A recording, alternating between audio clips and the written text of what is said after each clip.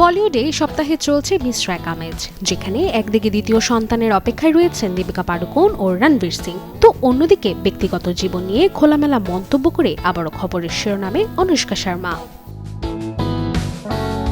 মাতৃত্বের নতুন অধ্যায় পা রাখতে চলেছেন বলিউড অভিনেত্রী দীপিকা পাড়ুকোন। কয়েক মাস আগেই স্বামী রণবীর সিং এর সঙ্গে দ্বিতীয় সন্তানের সুখবর জানিয়েছিলেন তিনি, আর এবার প্রথমবারের মতো স্পষ্ট বেবি বাম্প নিয়ে জনসমক্ষে দেখা গেল এই তারকাকে। গেল সোমবার সন্ধ্যায় নিজেদের নতুন বাড়ির বারান্দায় একসঙ্গে দেখা যায় এই তারকা দম্পতিকে। সাদা কর্ক পোশাকে দীপিকা ছিলেন একেবারেই স্বাভাবিক অথচ উজ্জ্বল। পাশে লাল টি শার্ট আর ক্যাপে ক্যাজুয়াল লুকে ধরা দেন রণবীর সিং। ছবিগুলো সামাজিক মাধ্যমে ছড়িয়ে পড়তেই ভক্তদের উচ্ছ্বাস যেন থামছেই না। অনেকে লিখেছেন মাতৃত্বের আভা দীপিকার মুখে স্পষ্ট, আবার কেউ অপেক্ষা করছেন তাদের পরিবারের নতুন সদস্যকে স্বাগত জানানোর জন্য।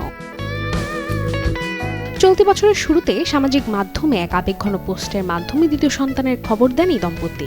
সেখানে দেখা যায় তাদের মেয়ে দুয়া একটি প্রেগন্যান্সি টেস্ট কিট হাতে ধরে আছে। অন্যদিকে ব্যক্তিগত জীবন নিয়ে বরাবরই স্পষ্টভাষী অনুষ্কা শর্মা। সম্প্রতি তার একটি পুরনো সাক্ষাৎকার আবারও আলোচনায় এসেছে, যেখানে তিনি জানিয়েছিলেন পুরুষদের কাছ থেকে উপহার পেতে অস্বস্তি লাগে তার। অনুষ্কার ভাষায়, কোনো পুরুষ বন্ধু উপহার দিলে তিনি প্রথমে তার দাম যাচাই করেন, এরপর আরও বেশি মূল্যের উপহার ফিরিয়ে দেন। কারণ হিসেবে তিনি বলেন, সম্পর্কের ক্ষেত্রে সমতা বজায় রাখতে তিনি এমনটা করেন। তবে এই নিয়মের ব্যতিক্রম কেবল স্বামী বিরাট কোহলি। তার কাছ থেকে উপহার নিতে কোনো অস্বস্তি নেই বলেই জানিয়েছেন অভিনেত্রী। একসময় বলিউডের অন্যতম ব্যস্ত অভিনেত্রী হলেও এখন পরিবার আর সন্তানদের নিয়ে বেশি সময় কাটান অনুষ্কা। 2018 সালে মুক্তিপ্রাপ্ত জিরো এর পর বড় পর্দায় আর দেখা যায়নি তাকে। ফলে ভক্তদের প্রশ্ন, কবে আবার অভিনয় ফিরবেন এই অভিনেত্রী।